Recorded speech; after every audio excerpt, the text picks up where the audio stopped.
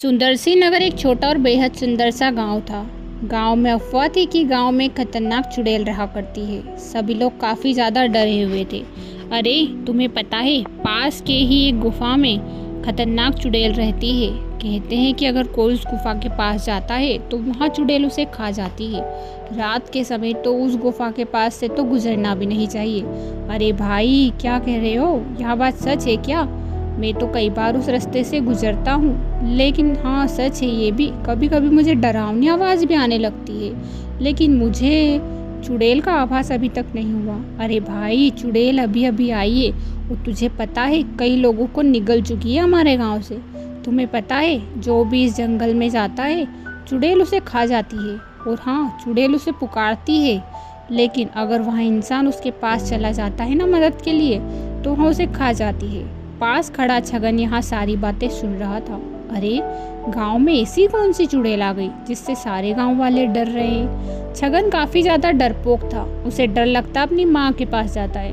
माँ, गांव में सभी लोग बातें कर रहे हैं कि पास के ही जंगल में खतरनाक चुड़ैल रहती है और वहाँ चुड़ैल सबको निगल रही है। माँ, मुझे तो काफी ज्यादा डर लग रहा है, कहीं वह हमारे गाँव में ना आ जाए। अरे बेटा, तू कितना डरपोक है, इतना डरा मत कर।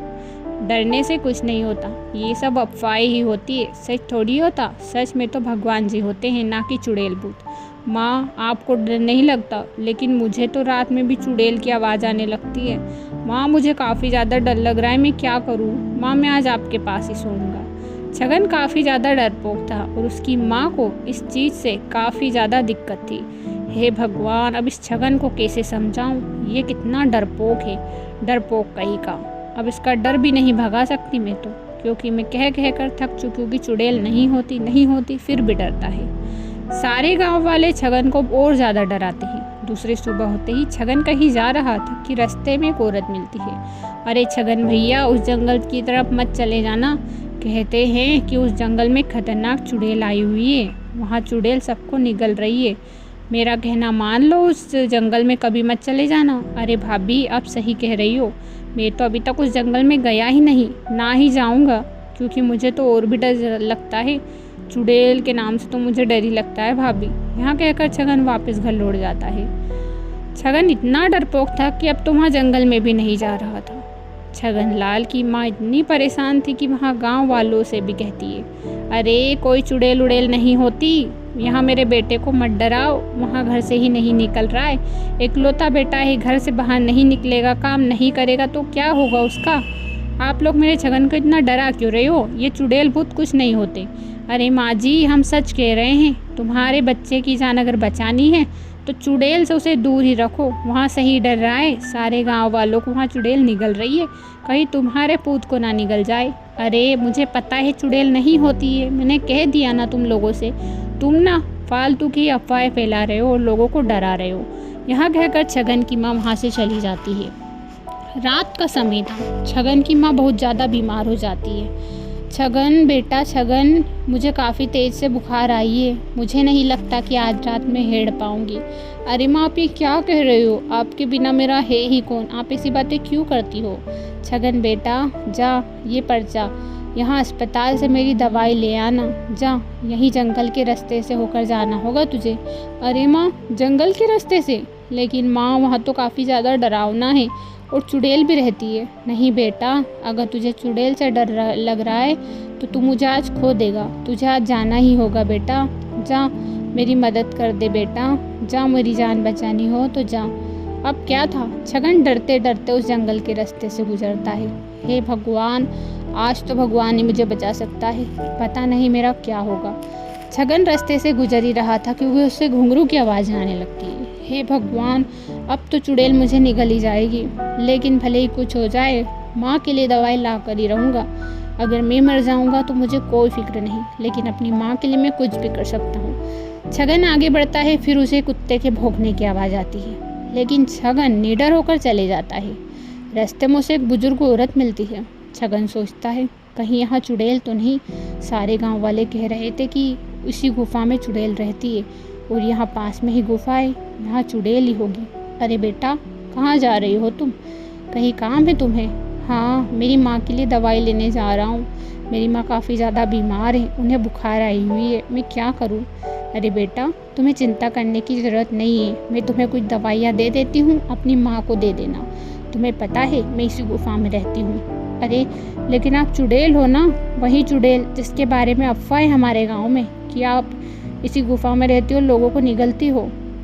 अरे बेटा, मैं कोई चुड़ैल उड़ैल नहीं हूँ, वो तो गांव वाले मेरी मदद नहीं करते, इसी वजह से मैं इस गुफा में रहती हूँ। गांव वालों ने मुझे भगा दिया था, इसी वजह से मैंने खुद ने अफवाह फैलाई थी कि कोई भी जंगल में आएगा तो वहाँ ख़त्म होकर ही जाएगा, क्योंकि गांव वाले अगर मुझे ढूंढ लेते तो वहाँ मुझे यहाँ से फिर भगा देते। इसीलिए इस जंगल में कोई चुड़ैल उड़ैल नहीं रहती, तुझे डरने की ज़रूरत नहीं है। तेरी माँ को सब पता है और मैं तुझे भी पहचानती हूँ और तेरी माँ को भी। तेरी माँ शकुंतला है ना, उसे तो अच्छी तरह से जानती हूँ, गांव में वही सबसे ज़्यादा मेरी मदद करती थी और उसे पता भी है कि मैं इसी गुफा में रहती हूँ। कई बार तो हम उससे मिलने भी आती है। पीछे से ही छगन की माँ जाती है। हाँ, मैंने ही इस छगन को भेजा था ताकि इसका डर ख़त्म हो जाए। यहाँ काफ़ी ज़्यादा डरपोक है, गांव वालों की बातें सुन रहा था। अब मैं गांव वालों के बारे में सच्चाई तो नहीं बता सकती कि गांव वालों ने मेरी दोस्त के साथ क्या किया और वहाँ उस गुफा में रहती है। इसीलिए मैंने इसका डर भी भगाना चाहा और सच्चाई भी सामने लानी चाहिए। इसीलिए मैंने बहाना बनाया और इसे यहाँ पर भेजा। अब इसका डर ख़त्म हो गया, मुझे बड़ी ही खुशी हुई। माँ, सच में आप एक सच्ची माँ हो। आपको पता है मुझे कितना डर लगता था, लेकिन आज के बाद से मुझे डर नहीं लगेगा, क्योंकि सच में भूत प्रेत होते ही नहीं है, ये तो अफवाहें ही होती है जो लोग फैलाते हैं। अब क्या था, छगन का डर हमेशा हमेशा के लिए ख़त्म हो जाता है और उसकी माँ इससे बहुत ही खुश होती है। शिखा, जो कि एक बहुत ही ज़्यादा खर्चीली लड़की थी, पैसे खर्च करने में वहाँ जरा सी भी नहीं सोचती थी, दिन भर शॉपिंग किया करती थी। उसकी शादी एक कंजूस घराने में हो जाती है। शिखा को अभी उस घराने के बारे में कुछ पता नहीं था। वहाँ सोचती थी, अरे वाह, मेरी तो किस्मत ही खुल गई जो मेरे इस घर में शादी हुई है। कितना बड़ा घर है, अब तो मेरे बड़े बड़े ख्वाब सपने सभी पूरे करूँगी। मेरे सपने इस घर में पूरे हो जाएंगे, क्योंकि यहाँ तो मेरे पीहर से भी बड़ा घर है, काफ़ी ज़्यादा पैसे वाले लोग हैं। वहाँ एक दिन सुबह सुबह अपने पति से कहती है, शेखर, तुम्हें पता है जब मैं छोटी थी ना तो मैं बड़े बड़े सपने देखा करती थी। मेरा सपना था कि मैं अच्छे से बर्थडे सेलिब्रेट करूं। कुछ ही दिनों बाद मेरा बर्थडे आने वाला है, क्या तुम मेरा बर्थडे अच्छे से सेलिब्रेट करने में मेरी मदद करोगे? हम बाहर चलेंगे ना शेखर? अरे शिखा, कैसी बातें कर रही हो? क्या तुम छोटी बच्ची हो क्या जो बर्थडे सेलिब्रेट करने हम बाहर चलेंगे? छोटे छोटे बच्चों के अच्छे से बर्थडे सेलिब्रेट होते हैं, हम जैसे लोगों के नहीं। हमारी आधी उम्र चली जा चुकी है और हम इसमें बर्थडे सेलिब्रेट करें? कैसी बातें कर रहे हो? अरे शेखर, अभी हमारी उम्र कहाँ गई है, अभी तो हमारी नई नई शादी हुई है। मेरा पहला बर्थडे है इस घर में और आप ऐसी बातें कर रहे हो? अरे है तो उसमें कौन सी बड़ी बात है? तुम्हें पता है हमारे इस घर में बर्थडे सेलिब्रेशन वेशन कुछ नहीं चलता। तुम रहने दो, हम घर पर ही बर्थडे सेलिब्रेट कर लेंगे। एक काम करना, तुम्हें ना रेसिपी देखकर घर पर ही केक बना लेना, रात को मैं आऊँगा और हम दोनों केक कट कर लेंगे। शेखर, आप कैसी बातें कर रहे हो? मेरे बर्थडे पर मैं खुद ही केक बनाऊंगी, आप केक भी नहीं ला सकते। अरे बाहर का केक अच्छा नहीं होता, तुम्हें पता है ना, माँ को बिल्कुल भी पसंद नहीं है। यहाँ कहकर शेखर वहाँ से चला जाता है। हे भगवान, कैसा पति मिला है मुझे, इनको तो ज़रा सी भी दिलचस्पी नहीं है कि मैं अपना बर्थडे सेलिब्रेट अच्छे से करूं। लेकिन मुझे क्या, घर वाले तो हैं ना, वो अच्छे से मेरी मदद करेंगे बर्थडे सेलिब्रेट करने में। एक काम करती हूँ, मेघा को कॉल करती हूँ, उसके साथ शॉपिंग करने चली जाती हूँ, फिर हम बाहर ही बर्थडे सेलिब्रेट करेंगे। माँ जी को बता दूँगी, मुझे पता है शेखर को प्रॉब्लम है, लेकिन माँ जी को थोड़ी होगी। अब क्या था, बेचारी अपनी दोस्त मेघा को फ़ोन कर देती है। अच्छा मेघा, मैं कुछ ही देर बाद शॉपिंग के लिए आ रही हूँ, तुम भी आ जाना। मेरे बर्थडे आने वाला है ना, तो शॉपिंग कर लेती हूँ। मुझे पता है मेरी माँ जी है ना, वो मेरा अच्छे से बर्थडे सेलिब्रेट करवाएगी, पार्टी भी देगी। बहुत बड़ा घर है हमारा, तुम्हें पता है। हो सकता है कि तुम इस बार हमारा घर देखने आओ। अरे वाह, ये तो बड़ी ही अच्छी बात है। अच्छा तू जल्दी आ जा, फिर हम जल्दी शॉपिंग करेंगे। मुझे भी काफ़ी ज़्यादा एक्साइटेड है तेरे बर्थडे की। जैसे ही शिखा अपनी सास के पास जाती है, अरे बहू कहाँ जा रही है तू इतनी बन ठन कर सुबह सुबह? माँ जी, मेरा बर्थडे आने वाला है, मुझे पता है शेखर जी ने तो मना कर दिया कि तू घर पर ही बर्थडे सेलिब्रेट कर लेना, पार्टी वार्टी का कुछ भी इंतज़ाम नहीं करने वाले वो। और है ना, मेरा काफ़ी ज़्यादा मन है कि मैं अपना बर्थडे अच्छे से सेलिब्रेट करूं, इसलिए मैं आपके पास आई हूं। और है ना, मैं अपनी दोस्त के साथ शॉपिंग करने भी जा रही हूँ बर्थडे की। अरे बहू, मेरे पास काफ़ी ज़्यादा साड़ियाँ रखी है, एक काम करना कि उन साड़ियों में से कोई एक अच्छी सी साड़ी पहन लेना। और वैसे भी शॉपिंग करने की क्या ज़रूरत है, एक छोटा सा बर्थडे ही तो है, और पार्टी की भी क्या ज़रूरत है बहू। अभी इतनी बड़ी शादी हुई है तुम्हारी, काफ़ी ज़्यादा खर्चा हो गया है।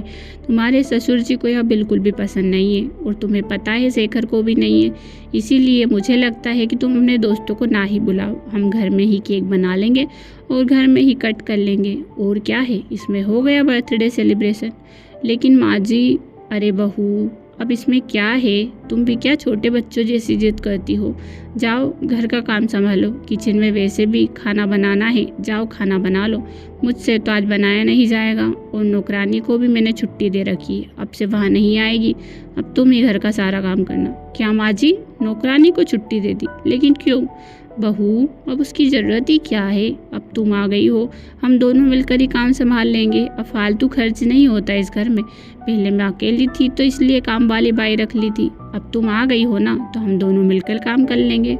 अच्छा ठीक है माँ जी। बेचारी शेखा किचन में जाती है और सारा काम संभालने लगती है। हे भगवान, ये कैसा ससुराल है मेरा, जहाँ पर एक बर्थडे सेलिब्रेट भी नहीं करवाते। मुझे तो समझ ही नहीं आता।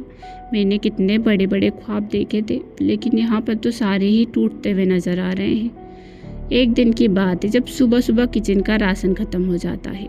शिखा, अरे आज तो सारा ही राशन का सामान ख़त्म हो गया है। माँ जी से कहती हूँ, उधर से मैं मार्केट से सारा सामान ले आऊँगी। वैसे भी काफ़ी दिन हो गए मार्केट जाए, थोड़ी बहुत शॉपिंग की कर लूँगी इसी बहाने। अच्छा, माँ जी के पास जाती हूँ, कुछ ज़्यादा एक्स्ट्रा पैसे ले लूँगी, इससे मेरी शॉपिंग भी हो जाएगी। माँ जी, राशन का सामान ख़त्म हो गया है, आज का खाना भी सही से नहीं बनेगा, सही से रोटी भी नहीं बन पाएगी। मैं किराने का सामान ले आती हूँ, आप पैसे दे दीजिए। अरे बहू, थोड़ा बहुत तो राशन का सामान होगा ही, अभी का काम तो हो ही जाएगा, इतना तो होगा। उधर से शेखर लेता आएगा, मैं फ़ोन लगा दूँगी। एक काम कर, अभी एक एक रोटी ही खा लेंगे हम सब लोग, बाकी चावल बना ले सबके लिए। ठीक है, लेकिन माँ जी मैं चावल नहीं खाती। अच्छा बेटा ठीक है, तू रोटी खा लेना, हम सब चावल खा लेंगे। मैं शेखर को फ़ोन लगा देती हूँ, वह दुकान से सामान लेता आएगा। माँ जी, लेकिन मैं ले आऊँगी ना, शेखर जी को परेशान करने की क्या ज़रूरत है।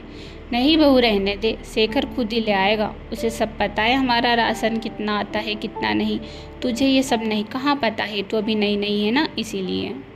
बेचारी शिखा उदास मुँह लटकाए अपने कमरे में चली जाती है। हे भगवान, ये मेरे साथ क्या हो रहा है, कहाँ मैंने बड़े बड़े सपने देखे थे और कहाँ इन सब लोगों के पल्ले पड़ गई हूँ। एक दिन की बात है, जब शिखा अपनी सास के कमरे से गुजर रही थी। सास के बेड पर बहुत सारे पैसे रखे हुए थे, और सास, अरे वाह, ये तो मेरे पास काफ़ी ज़्यादा पैसे इकट्ठे हो गए हैं। इन पैसों का ना मैं रानी हार बनवा लूँगी खुद के लिए, इतना सारा सोना खरीद लूँगी, इतना सारा सोना खरीद लूँगी ना, देख लेना माला माल हो जाऊँगी। ऐसे ही चलता है घर, ऐसे ही थोड़ी फालतू खर्च करो और चलाओ। ये घर मेरे हिसाब से चला है, इसीलिए तो इस घर में इतनी ज़्यादा बचत रखी हुई है। 5 साल की बचत है, ये बचत किसी को भी नहीं पता है मेरे अलावा, ना ही कभी पता लगेगी। बेटे बहू सभी मेरे कहने पर चलते हैं, सभी मेरे हिसाब से चलते हैं, सारा घर मेरे हिसाब से चलता है। सास के पास इतने पैसे थे कि वहाँ कई ज़मीन खरीद सकती थी, लेकिन फिर भी वहाँ उन पैसों को खर्च नहीं करती थी। यहाँ देखकर शिखा मनी मन सोचती है, हे भगवान, कितनी कंजूस सास है, इतने सारे पैसे होते हुए भी कंगालों की ज़िंदगी जी रही है। काश कि इनकी जगह मैं होती तो ऐशो आराम की ज़िंदगी जीती। यहाँ कहकर शिखा वहाँ से चली जाती है। कुछ समय बीतता चला जाता है। एक रात को एक चोर आता है और शिखा की सास के सारे पैसे लूट ले आता है। सुबह सुबह शिखा की सास, हे भगवान, मेरे पैसे कहाँ गए, मेरे सारे पैसे चोरी हो गए। शेखर कहाँ गया, शिखा बहू कहाँ गई, देखना मेरे सारे पैसे चोरी हो गए। अरे माँ जी, क्या हो गया, इतनी रात को क्यों चिल्ला रही हूँ। बहू, कोई चोर आया था, मेरे सारे पैसे ले गया। बहू, देखना मेरे कितने साल की मेहनत की कमाई थी, सारे पैसे चोर ले गया। अरे माँ, लेकिन ऐसे कैसे कोई चोर ले गया? आपने निगरानी रखी नहीं क्या उसकी? आपने ताला नहीं लगाया? अरे बेटा, सब लगाया था, लेकिन सब चोर ले गया। मैं क्या करूँ? माँ जी, ऐसा ही होता है कंजूस लोगों के साथ। ज़िंदगी जी लेती तो आज इतना पछतावा नहीं होता। अब आपको पैसे कहाँ मिलने वाले हैं? आपने इतने दिनों तक ऐसी ज़िंदगी जी, इतने पैसे बचा कर रखे, और आखिर में क्या हुआ? सारे पैसे चोर ले गए ना। ज़िंदगी जियो तो अच्छे से जियो, 2 दिन की ज़िंदगी है। कंजूस बनने से फ़ायदा क्या है माँ जी? मुझे ये समझ नहीं आता। अगर हम अच्छे से ज़िंदगी जीते हैं तो वो पल हमें याद तो रहते हैं, यादगार तो बनते हैं। पैसों का क्या है माँ जी? वो तो हाथों का मेल है, कभी इधर तो कभी उधर, ऐसा ही होता है। कंजूस कभी नहीं बनना चाहिए। यहाँ बात सुनकर शेखा की सास को भी अपनी गलती का पछतावा होता है। हाँ बहू, तू सही कह रही है। मैंने इतने दिनों तक कंजूसपना किया, लेकिन क्या मिला? फटी साड़ी पहनी, लेकिन क्या मिला? इतने दिनों तक मैंने अपने बेटे को भी अच्छे से ज़िंदगी नहीं जीने दी। 2-2 रुपये का हिसाब लिया, कहीं बाहर पार्टी नहीं करने दी, और घर में कोई फंक्शन नहीं करने दिया। बस हमेशा कंजूसपना ही करती रहती थी। लेकिन आज मेरे सारे पैसे चोर ले गए। आज मेरे हाथ में कुछ नहीं बचा, ना मेरी वो ज़िंदगी के पल जो कि मैंने कंजूसपने में बिता दिए, और ना ही मेरे पास पैसे बचे। आज के बाद से मैं ऐसा कभी नहीं करूँगी, कभी भी तुम लोगों पर रोक टोक नहीं करूँगी। अपनी माँ की बात सुनकर शेखर को भी गलती का एहसास होता है, और वहाँ भी माँ से कहता है, हाँ माँ, आपने बिल्कुल सही कहा, सीखा भी सही कहती है। ज़िंदगी कुछ ही दिनों की है, अच्छे से जियो। ज़िंदगी में क्या रखा है? कंजूसपना करने से कोई फ़ायदा नहीं है माँ। अब से हम ऐसी ज़िंदगी बिल्कुल नहीं जिएंगे, बल्कि हर पल को सेलिब्रेट करेंगे। अब से हर पल को उस घर में सेलिब्रेट किया जाने लगा, और शिखा भी अब बहुत ही खुश थी।